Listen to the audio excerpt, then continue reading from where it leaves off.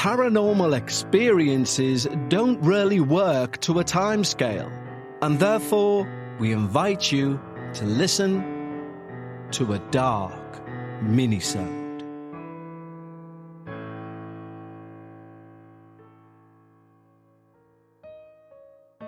Hello everyone, and welcome back to another dark minisode for season 19. Our little midweek venture into the world of the strange before we reach our main episode on Friday. Thank you so much for the comments and feedback regarding the video venture of Dark Realms. We now have an episode on Chillingham Castle released recently, and there's already some good feedback coming in from that. If you're not aware, head over to youtube.com/The Dark Paranormal, and there you'll find the video version of Dark Realms. And of course, a huge shout out to all of our wonderful team over at Patreon. When you sign up, not only do you receive everything on this main feed, both ad-free and before everyone else, but you can also gain access to the full back catalogue of Dark Bites, our Patreon-only podcast, which is out every Sunday of the year, even on the downtime between seasons. Just head over to patreon.com/The Dark Paranormal. Now, for today's minisode, I ummed and ahed about including it because it just made the length for a minisode.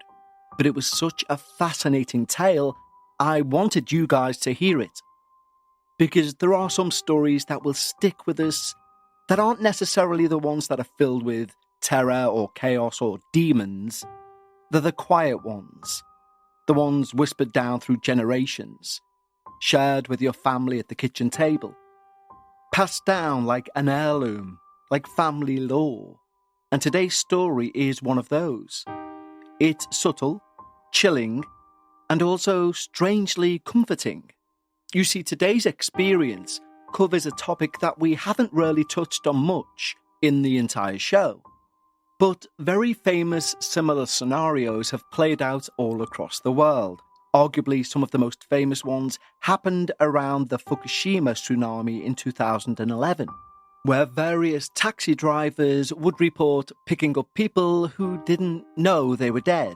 There's even full-on video footage on YouTube of people with dash cams, and you can see them talking to someone in the back, and only on arrival at the destination, when they turn round for payment, do they realise there is no one there. Even further back in time, in Victorian England, there were similar accounts of a documented case of a servant girl in 1890s London who was seen walking home through the markets by multiple people, only for her body to be found later that day in the Thames. The coroner ruled she died at least 24 hours before those supposed sightings. And again, the theory was she was just trying to get home.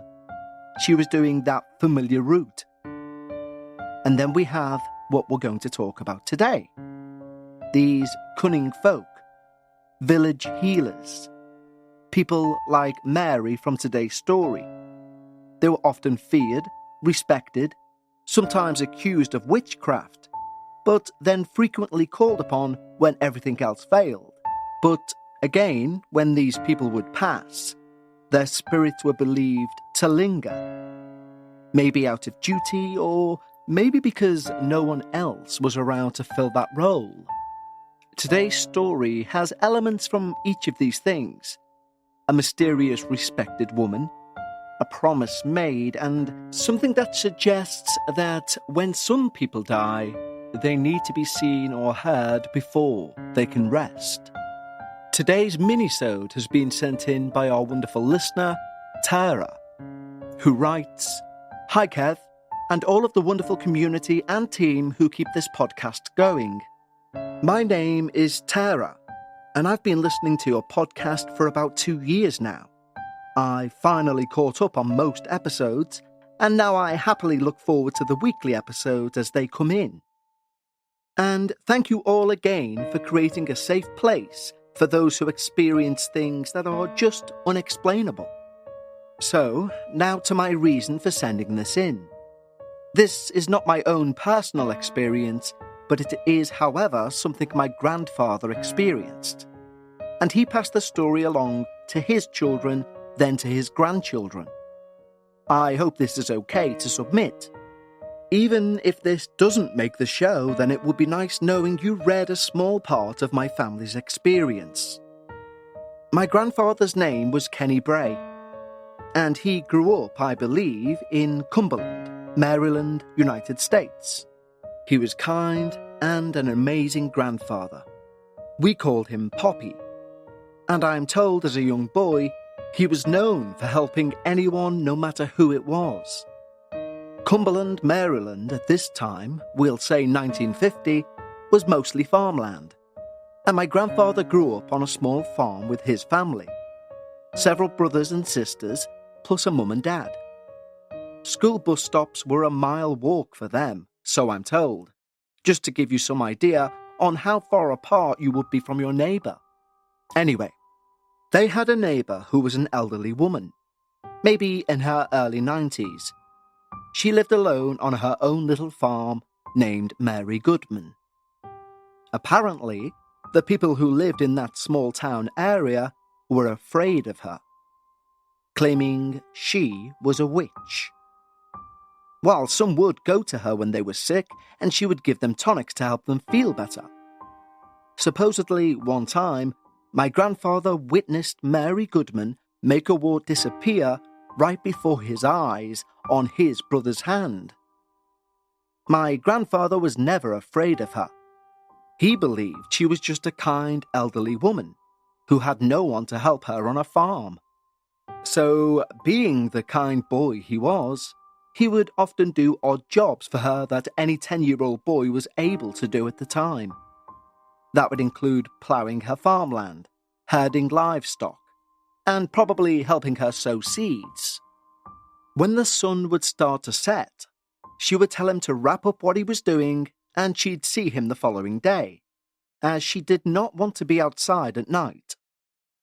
From her home, my grandfather would cut through her field, running as fast as possible to avoid stepping on any snakes or probably other dangerous creatures that could well be lurking in the tall grass. And everyone in that small town knew Mary Goodman would never be out at night. No exceptions. So this caught my grandfather completely off guard when he was coming home from a friend's house one night, and he approached her home on a dirt road that would normally be completely dark. And there she was, at the end of her driveway, by her mailbox, with a flashlight in her hand, or whatever it was they used in the 50s, calling out his name. "Hello, Mrs. Goodman," he called out. He got closer, and it was definitely her, clear as day to him, despite the dark.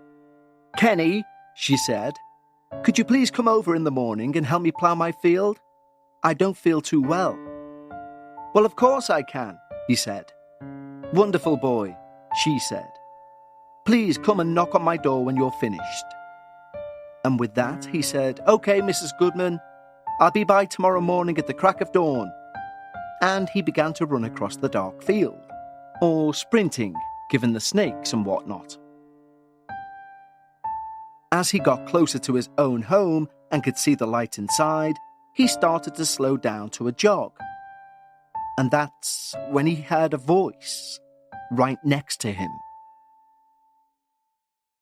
Let's have a quick break to ask you a personal question. Are you feeling overwhelmed by hormonal changes? If you're a woman, you're definitely not alone. There are more than 1,000 hormone disruptors living rent-free in our environment right now. Our food, our water, the air we breathe, the clothes we wear, our skincare. You would not believe the amount of things that can mess with our hormones. Even nature likes to put us through hormonal changes, premenopause, menopause, and while it's a natural process, it doesn't mean you're meant to suffer through it. And the good news is, you don't have to suffer through it anymore because we now have Hormone Harmony, a formula made with only herbal ingredients that are shown to reduce hormonal symptoms in women of all ages. Happy Mammoth, the company that created Hormone Harmony, is dedicated to making women's lives easier. And that means using only science-backed ingredients that have been proven to work for women. They make no compromise when it comes to quality, and it shows. Hormone Harmony is not just a hormone-supporting supplement, it's become a phenomenon. Women cannot stop talking about it on social media. A bottle of Hormone Harmony sells every 24 seconds. And the biggest benefit? Feeling like myself again. That's what women mention over and over in their over 30,000 plus reviews for Hormone Harmony. For a limited time, you can get 15% off your entire first order at happymammoth.com. Just use the code DARKParanormal at checkout. That's happymammoth.com and use the code DARKParanormal for 15% off today.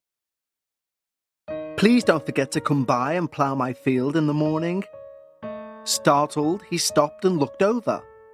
And there was Mrs. Goodman, stood right next to him. Don't worry, Ma'am, I won't. I promise, he said, staring at her. Good boy, she said, turning on her heels and started running back to her house, across that large, dark field. My grandfather felt a bit off, but figured it made sense she would run back too. You know, the snakes and such. He opened the door, and his mother called him to the table to eat some dinner. What did you stop for, Kenny? She asked. Apparently, she was outside feeding some chickens when she saw him running up to the house. She only went back inside when she saw him start running again. Mrs. Goodman, Mum. She was just asking me to come and plough the field tomorrow morning, that's all. His mother looked at him confused. Mrs. Goodman? But she doesn't come out at night. Doesn't she usually come by to get you in the mornings, if she needs something doing like that? His mum said. Well, she made an exception tonight, I guess, Mummy. I saw her run home too. She looked at him surprised again. She must be in great health then, she said.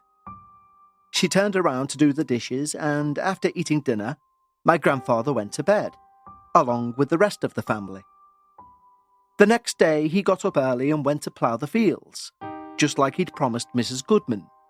Just at the time he finished, the sun had fully come up, so he walked the equipment back to the barn. And as promised, he went to go and knock on Mrs. Goodman's door to let her know he'd finished. So he approached the front porch area, and he could see her sitting on a porch swing. Ah, good morning, Mrs. Goodman, he called out cheerfully. No reply. He got closer.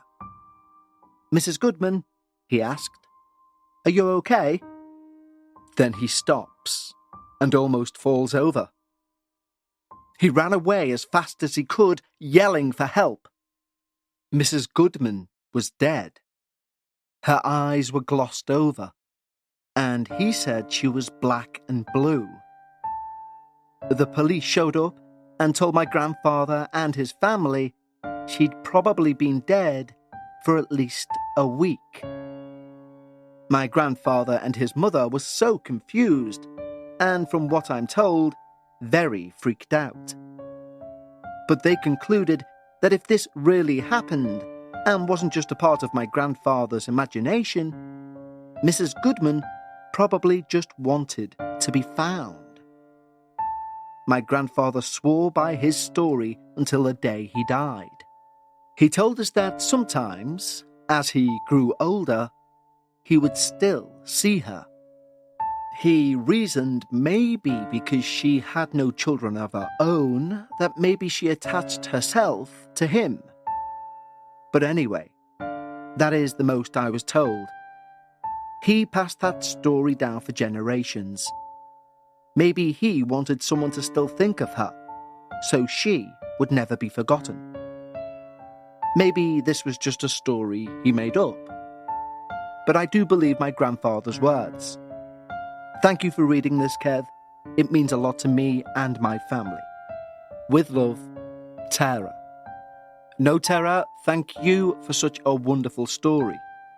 There is something warming about it, although it's also horrific to picture. There's just something I can't really describe, something deeply human about this story. It's not about a vengeful ghost or a demonic presence. It's about a final request.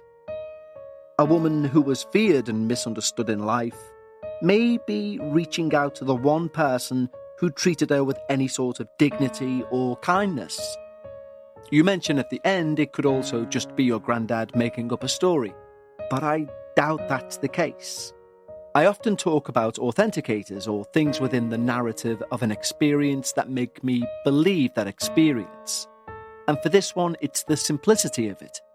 But also there's something rather profound about such a short mini story. Something that's scary, if not terrifying, on a different level altogether than the spirit realm, and something we arguably all feel. That need to be remembered, to be found, to not be alone when we go. And I genuinely am pondering as I'm talking now, if this was a made-up story, then was it passed down to scare or entertain, or to make you think, what if? And if it was the final one, then your grandfather's a genius, to slip such a philosophical message into such a terrifying story. But sincerely, Tara, thank you so much for sending that in. And don't forget, guys, if you have your own experience that you think would suit a minisode, email us, contact@thedarkparanormal.com. As Tara's experience proves, and as we prove each week on Dark Bites, the size of your experience is irrelevant. We don't judge your experience based on how many words are within that experience. It's a simple 1, 2 of is it believable, and 2, does it make you think? And Tara's does both. So thank you once more, Tara, and to everyone who's listening, thank you for joining us once more for a Dark Minisode. I'll speak to you all again on Friday, and until then, stay safe and take care.